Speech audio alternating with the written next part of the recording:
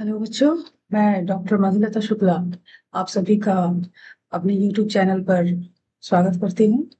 और आज हम लोग डिस्कस करेंगे कि जो एनईपी में न्यू एजुकेशन पॉलिसी में अंडर ग्रेजुएट प्रोग्राम के अंतर्गत जो हमारे सीबीसीएस सिस्टम के अकॉर्डिंग जो सिलेबस आई है, बहुत सारे बच्चे हैं जो कि उनका एग्जाम छूट जा रहा है, उनको पता ही नहीं चल रहा है कि कैसे है क्या है।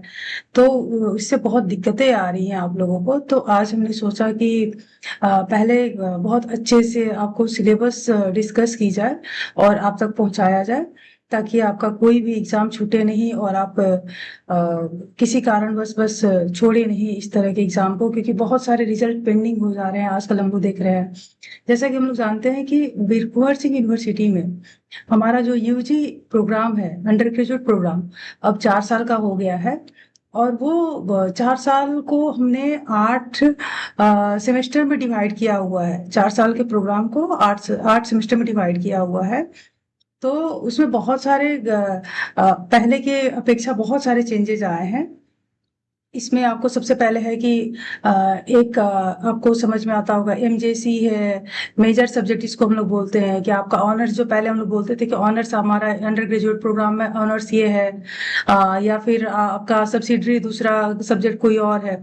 तो हम लोग वो सब आज के डेट में वो तो नहीं है, ऑनर्स सब्जेक्ट का कोई इस तरह से नहीं रहता है। लेकिन ऑनर सब्जेक्ट ही आपको मेजर की तरह आजकल हम लोग ट्रीट करते हैं, क्योंकि सबसे ज्यादा जो पढ़ाई होती है वो मेजर की हम लोग करते हैं।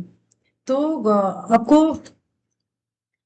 ये हम आज सिलेबस को पूरी तरह से डिस्कस करेंगे और बताएंगे कि जो मेजर सब्जेक्ट है, माइनर सब्जेक्ट है, मल्टी डिसिप्लिनरी है, तो वो सब कैसे आपको काम करना है ताकि आपके एग्जाम्स छूटे नहीं। तो आज हम लोग जो हमारे वीर कुंवर सिंह यूनिवर्सिटी में जो सिलेबस अप्रूव हुआ है, जो कि 2023 में अप्रूव हुआ था, तो आज उसकी बात करेंगे। केमिस्ट्री सब्जेक्ट से रिलेटेड जितनी भी चीजें हैं, तो सबसे पहले तो हम लोग बात करेंगे एमजेसी की, मेजर सब्जेक्ट। मेजर सब्जेक्ट वही जो आप पहले के जो हम लोग नॉर्मल प्रोग्राम में, यूजी प्रोग्राम में ऑनर्स लेते थे, तो आजकल बच्चे उसी को मेजर सब्जेक्ट बोलते हैं। तो मेजर सब्जेक्ट में हम लोग को ज्यादातर वो आपका कोर सब्जेक्ट होगा, उसमें सबसे ज्यादा चीज की पढ़ाई करनी होती है। बाकी माइनर सब्जेक्ट हो गया, मल्टी डिसिप्लिनरी हो गया। उसके बाद एसीसी, वीएसी, एईसी, बहुत तरह के प्रोग्राम, बहुत सारे सब्जेक्ट का पेपर पढ़ने हैं आपको।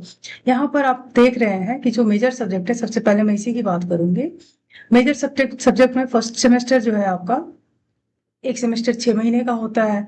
तो इस तरह से आप एक साल में 2 सेमेस्टर का एग्जाम देंगे। और उसके बाद फिर आपको यहाँ पर क्रेडिट इसके कितने बनेंगे आपके हर सब्जेक्ट के लिए, वो यहाँ डिस्क्राइब किए हुए इन द मार्क्स। तो मेजर सब्जेक्ट जो यहाँ पर आपको दिख रहा है, सबसे पहले क्या है कि जो आप हमारा मेजर सब्जेक्ट एमजेसी मतलब मेजर सब्जेक्ट हो गया आपका, टी मतलब थ्योरी हो गया, और पी यहाँ पर जो आप रिप्रेजेंट कर रहे हो वो प्रैक्टिकल हो गया। तो आपको फर्स्ट सेमेस्टर में केमिस्ट्री के मेजर सब्जेक्ट, अगर आपका केमिस्ट्री है तो उसमें थ्योरी भी है जो कि 4 क्रेडिट का है, और 100 मार्क्स का उसका थ्योरी है। तो और उसके बाद प्रैक्टिकल सेम वैसे ही आपका 2 क्रेडिट का है, और 100 मार्क्स का प्रैक्टिकल है। अब इस 100 नंबर को एनईपी में क्या किया है हम लोगों ने कि 30 मार्क्स का इंटरनल असेसमेंट कर दिया है, और बाकी 70 का मेन एग्जाम आपका लिया जाता है। जैसे आप पहले थ्योरी और प्रैक्टिकल केवल देते थे, तो यहाँ पर केवल थ्योरी और प्रैक्टिकल की बात हम लोग नहीं करेंगे। यहाँ पर 30 नंबर का इंटरनल असेसमेंट भी होगा, और बाकी जो 70 marks in both cases, theory और प्रैक्टिकल दोनों के केस में, आपको 30 नंबर का थ्योरी, 30 नंबर का इंटरनल एंड 70 मार्क्स का मेन एग्जाम आपका होगा, चाहे वो थ्योरी का हो या प्रैक्टिकल का हो। तो अगर आप कहीं पर भी इंटरनल एग्जाम छोड़ देते हैं, तो वो आप एग्जाम में फर्स्ट सेमेस्टर क्लियर नहीं कर पाएंगे। इसीलिए आप थ्योरी और प्रैक्टिकल, जैसे केमिस्ट्री में वो दोनों में थ्योरी और प्रैक्टिकल, तो जिस जिस सब्जेक्ट में आपको थ्योरी और प्रैक्टिकल है, आपको दोनों के exam, internal as well as the exam, main exam दोनों देना है, तब जाकर के आप पास हो पाओगे। अदरवाइज आपका जो रिजल्ट होगा वो पेंडिंग हो जाएगा, या आप प्रोमोटेड हो जाओगे। तो इसी तरह फर्स्ट सेमेस्टर में क्या है कि आप देख रहे हो यहाँ पर जो यहाँ सब्जेक्ट लिखा हुआ है, बाकी और सब चीजें बहुत डिस्कस करेंगे हम लोग बाद में। तो पहले ओवरलुक कर लेते हैं, उसके बाद फिर एक्स्ट्रा हम लोग देखेंगे। तो ये हो गया आपका फर्स्ट सेमेस्टर की बात किया हमने, जिसमें कि inorganic chemistry and all those things ये सब पढ़ना है हम लोगों को। उसके बाद आते हैं सेकंड सेमेस्टर में। सेकंड सेमेस्टर में भी सेम आपको देखिए, एमजेसी का थ्योरी है और 4 क्रेडिट का और 100 नंबर का प्रैक्टिकल है। उसी तरह से जो 100 नंबर का वो थ्योरी है और प्रैक्टिकल जो है वो आपका फिर से यहाँ पर सेकंड सेमेस्टर में 2 क्रेडिट का है और 100 नंबर का यहाँ पर इसका मार्क्स है।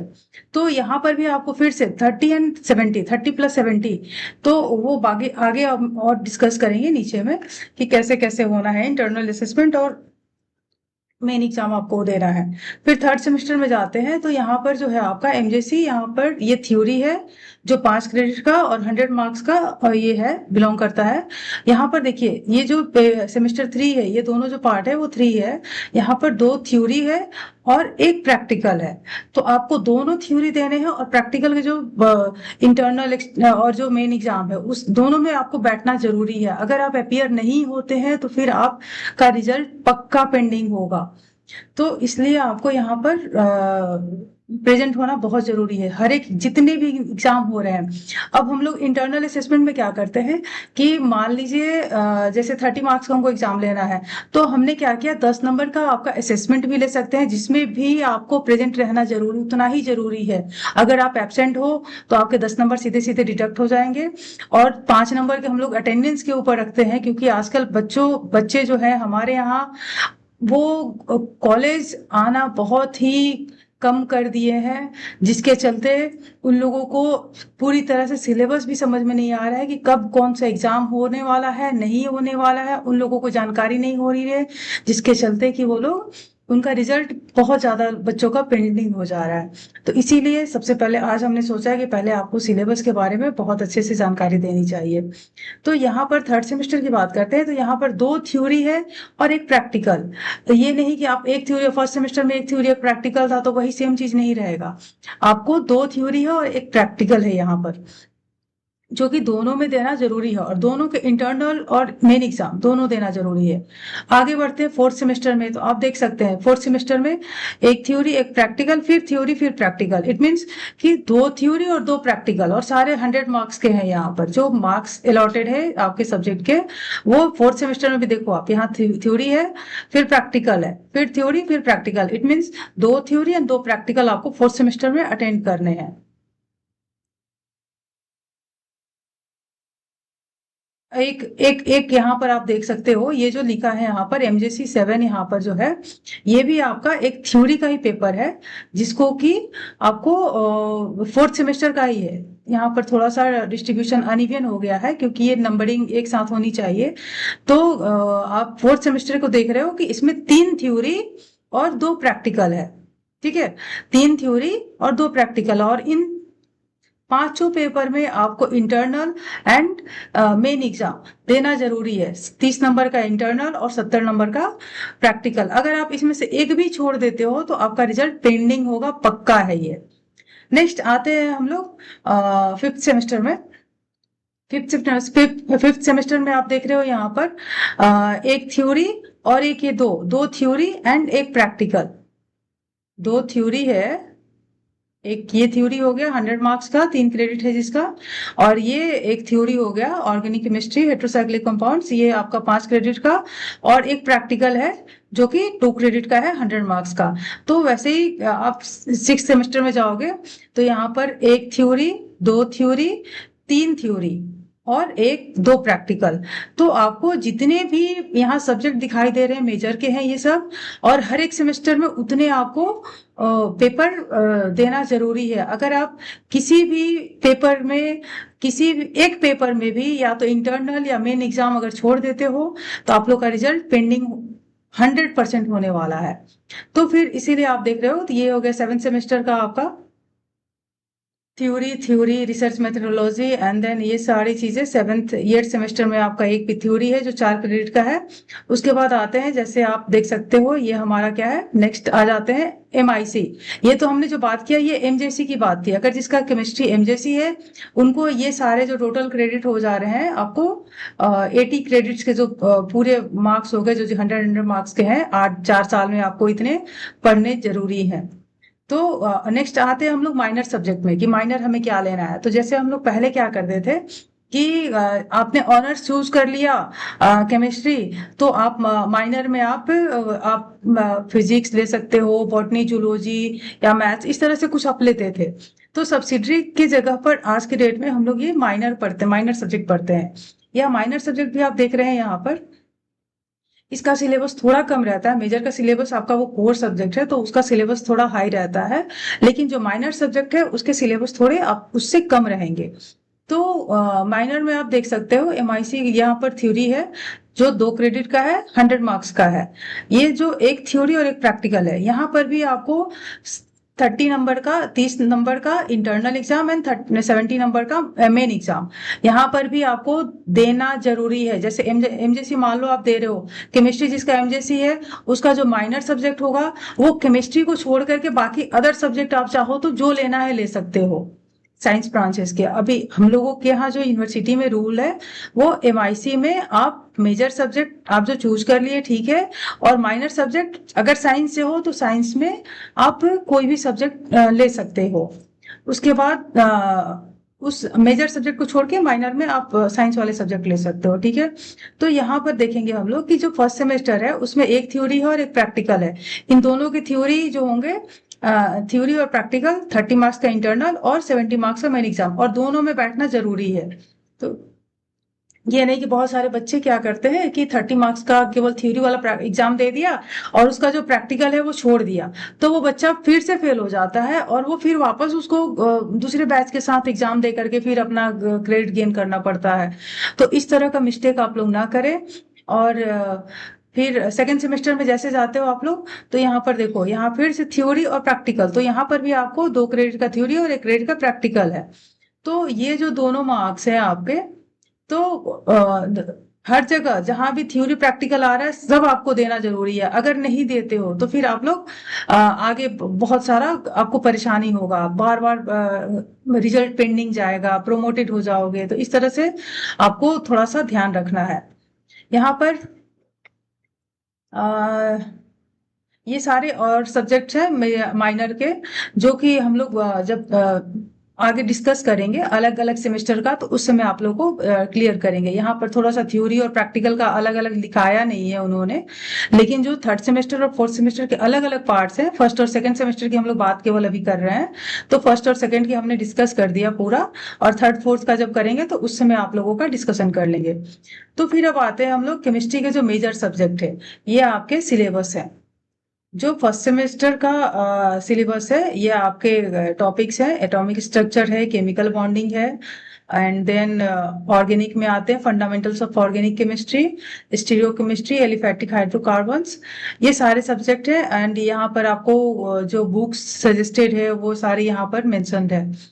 तो आपके ये थ्योरी की बात हो गई, ये जो हमने बात की वो थ्योरी के सिलेबस हो गए। उसके बाद हम लोग आते हैं प्रैक्टिकल पर। तो प्रैक्टिकल का भी यहाँ पर आपका दिया हुआ है, जो 2 प्रैक्टिकल इन ऑर्गेनिक ऑर्गेनिक दोनों के प्रैक्टिकल्स है, और यहाँ बुक रिकमेंडेड है जो आपको लेकर पढ़ाई कर सकते हैं। नेक्स्ट आते हैं सेकेंड सेमेस्टर की बात करते हैं अगर मेजर की, तो इसमें आपका टॉपिक है physical chemistry, state of matter and equilibrium. ये आपके सब टॉपिक है, और उसके जो ये सारे topics, gaseous state and liquid state, solid state, ionic equilibrium, ये सारे जो है सेकेंड सेमेस्टर के हैं। और इधर आपका क्लास नंबर ऑफ लेक्चर्स इधर अलॉटेड है। तो आप लोग पहले सब पढ़ाई करने से पहले सबसे इम्पोर्टेंट काम होता है सिलेबस को जानना। तो अगर आप सिलेबस को कायदे से समझ गए तो कभी भी आपका रिजल्ट जो होगा पेंडिंग नहीं होगा, और आपकी जो सोचने की शक्ति होगी, अगर सिलेबस को 2 बार 3 बार रिवाइज करो, कायदे से देखो, टॉपिक को भी देखोगे, तो उससे आपको कुछ ना कुछ सीखने को मिलेगा। तो उसको भी थोड़ा सा ध्यान रखो आप लोग। ये है आपका एमजेसी सेकेंड सेमेस्टर का आपका प्रैक्टिकल है, जो कि यहाँ टॉपिक दिए हुए हैं, इसी में से हम लोग कराते हैं क्लास एंड प्रैक्टिकल्स। उसके बाद आते हैं हम लोग एमआईसी की बात करते हैं। ये एमआईसी का फर्स्ट सेमेस्टर का है topic, inorganic chemistry, atomic structure and chemical bonding and fundamentals of organic chemistry.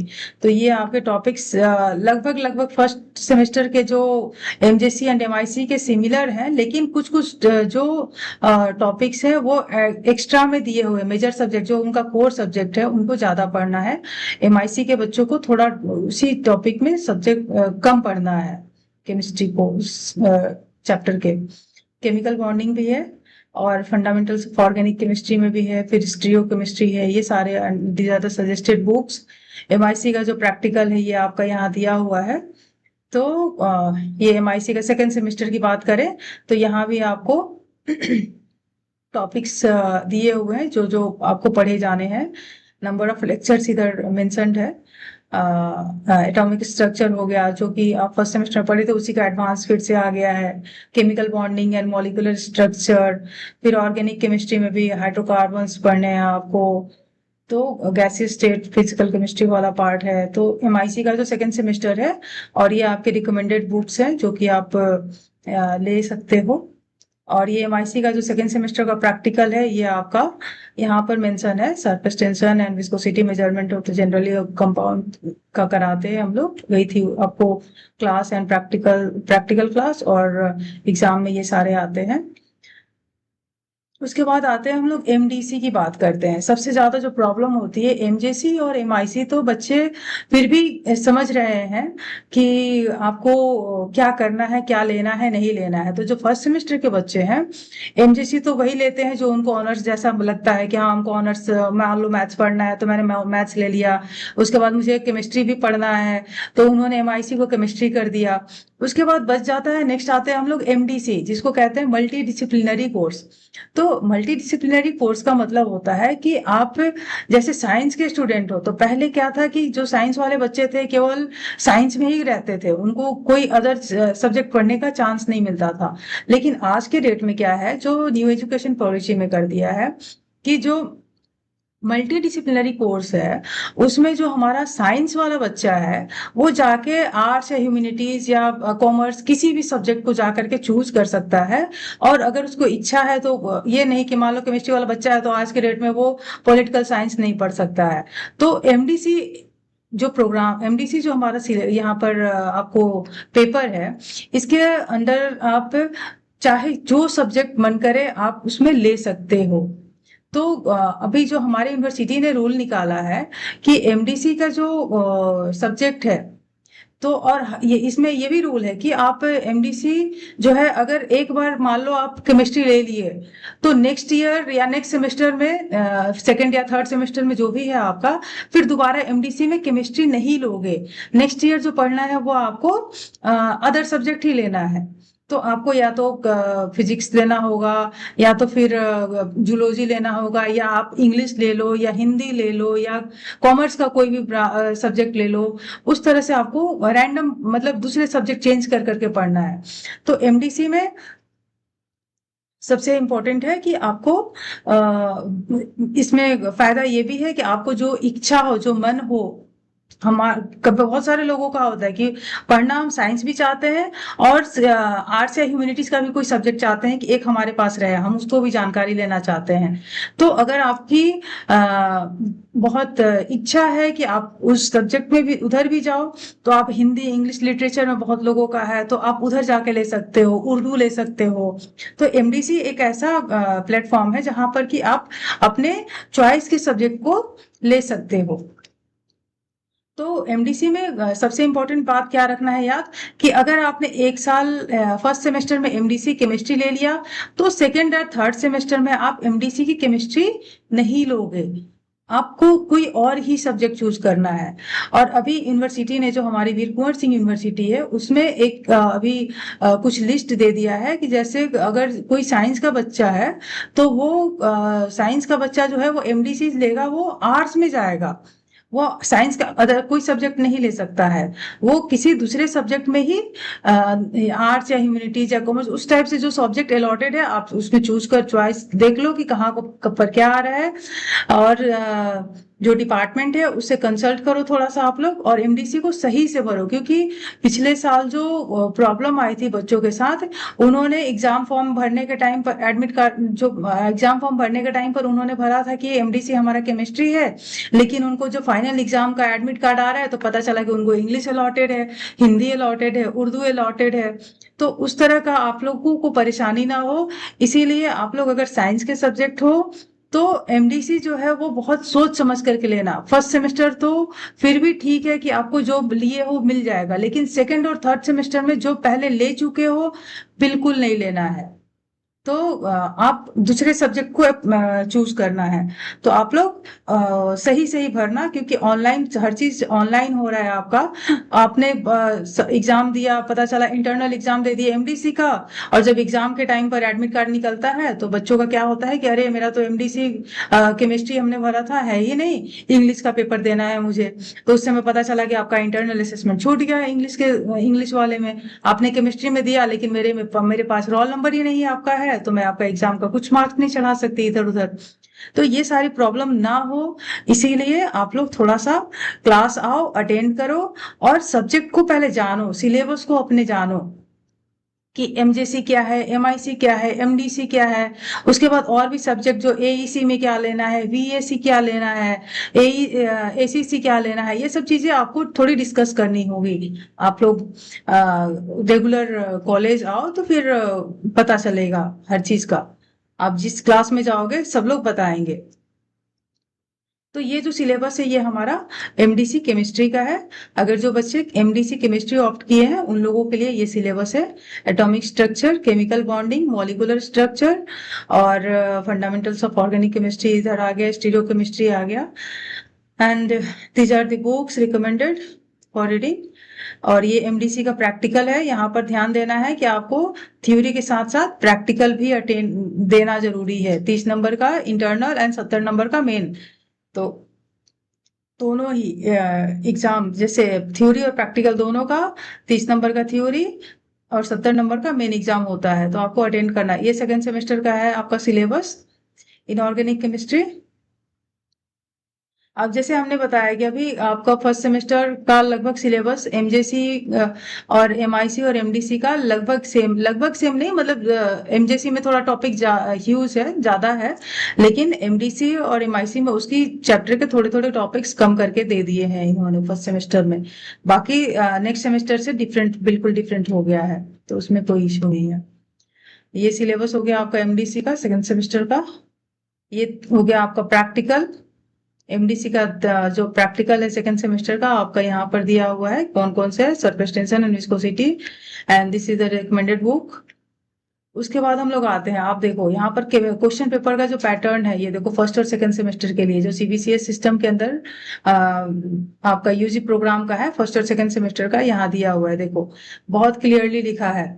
आप देखो एमजेसी थ्योरी 30 नंबर का इंटरनल, सीआईए मतलब इंटरनल एग्जाम हो गया, और ईएसी आपका मेन प्रैक्टिकल एग्जाम हो गया।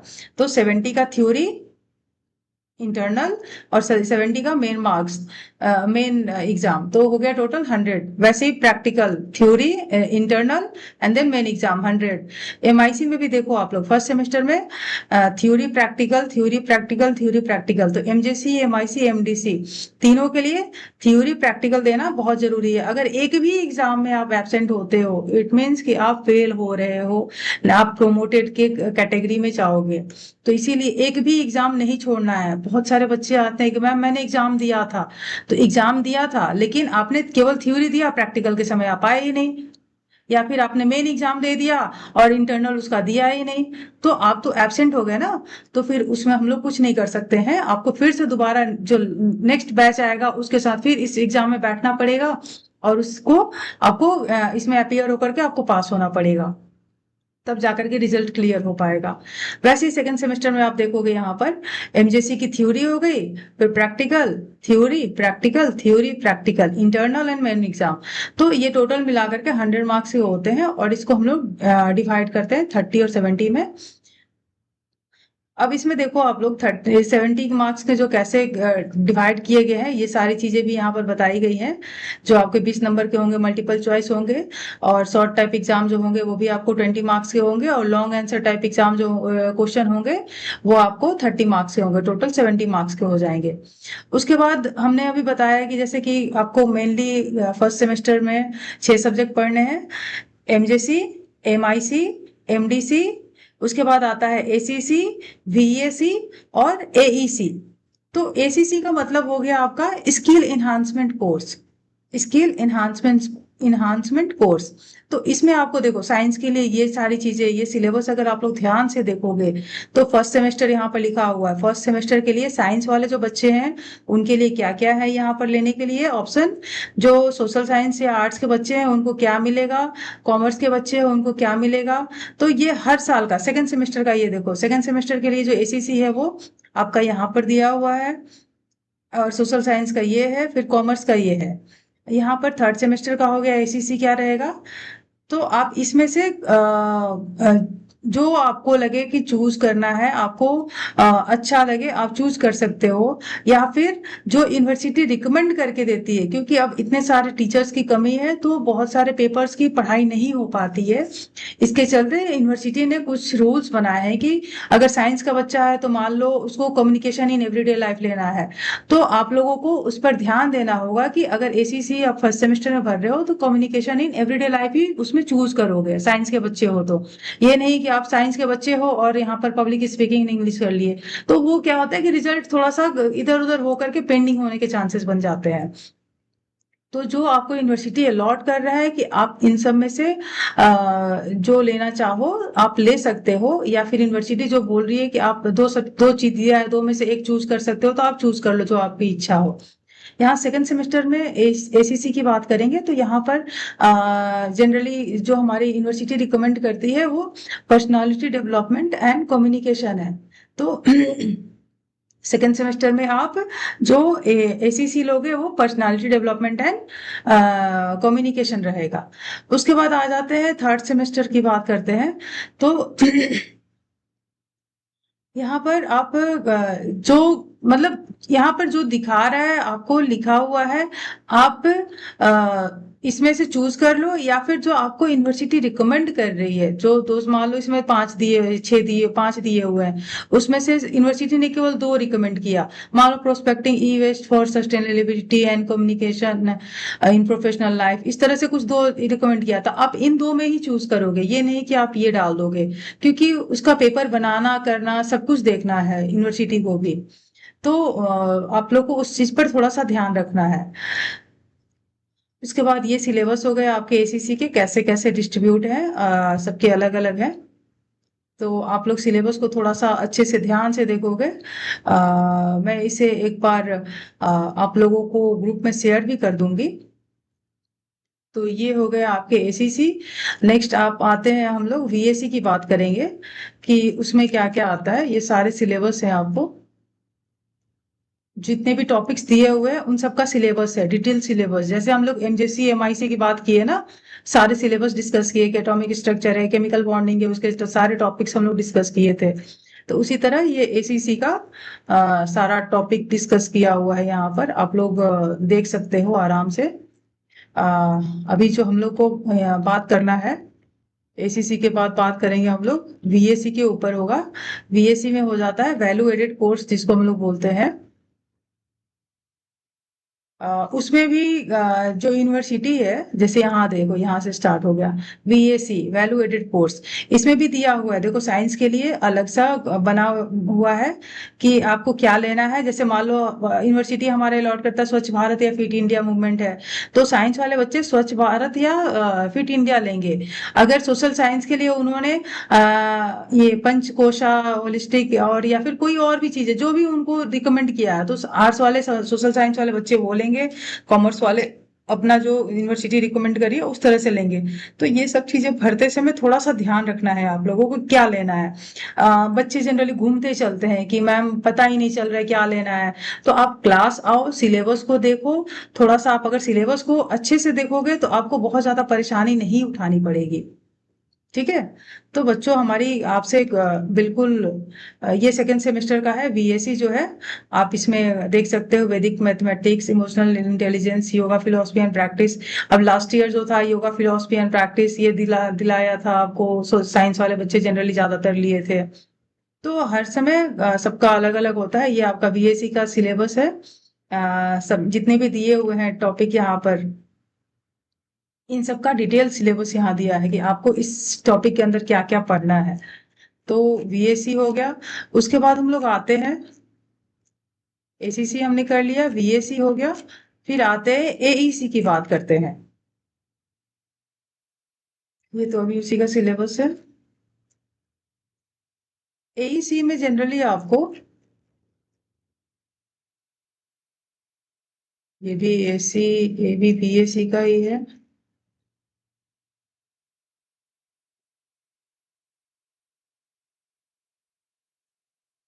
एईसी में जो है वो जनरली जो बच्चे होते हैं वो आपको हिंदी या इंग्लिश दो ऑप्शन चूज करते हैं, लिटरेचर वाले।